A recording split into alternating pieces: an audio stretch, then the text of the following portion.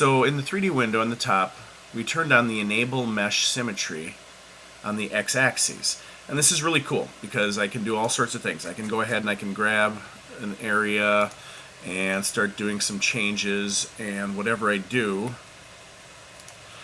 is mirrored on the other side. So that's really cool.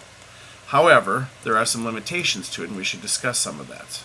Because I have it on X, it doesn't necessarily apply in the same way on other axes. So let's see if we can demonstrate. I'm going to go ahead and I'm going to grab a few of these faces.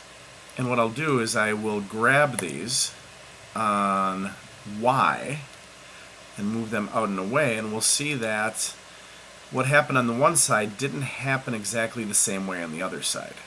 So that's a problem. Likewise, if I come down here and maybe try to do the same thing, maybe I try to select a few items here, kind of thinking that maybe I want to flatten this out a little bit so that there's less of a distinct change here. So maybe I grab this, let's do it from a side view, and I just kind of move this down. Well, that looks like it's kind of doing what I want, but when I look over here, well, that didn't apply consistently.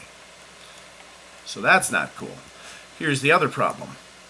Let's say that I want to perform certain functions, like maybe I want to start doing some hair, and if I extrude this out, well, that didn't apply on the other side. So we need to consider other options in addition to what I did. I'm just pushing Control-Z a few times to get back to where I was. One thing we could consider is, in addition to or instead of using this symmetry option, we could add a modifier. And if I go to generate, there is a mirror option. And in this case, I will leave it just on X. Now let's try some of those same things again and see if we get a different result.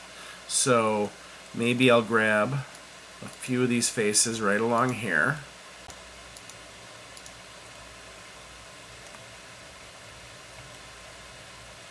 And I'll try the same thing that I was trying just before. I've got proportional editing on.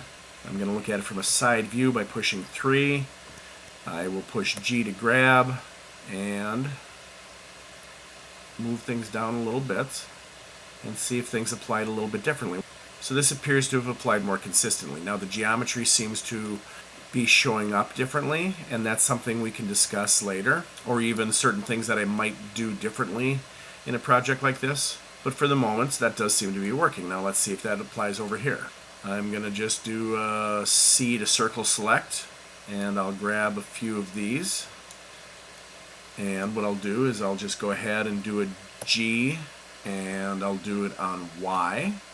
Maybe I'll make my area of influence a little smaller, and we'll just see what happens.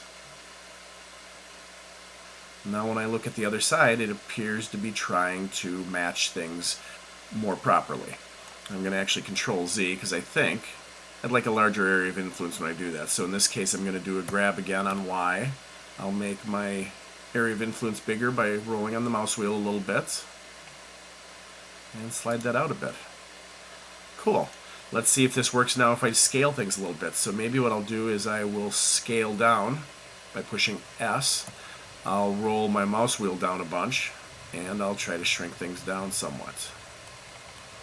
Okay, so the other thing I used as an example was extrusion. So let's take a look at that.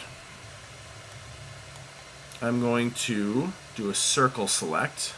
I'll grab an area, and if I were to extrude out by pushing E on my keyboard, it appears to be matching. Okay, great. I'm going to Control-Z, and maybe we'll come back to that and talk about extrusion next.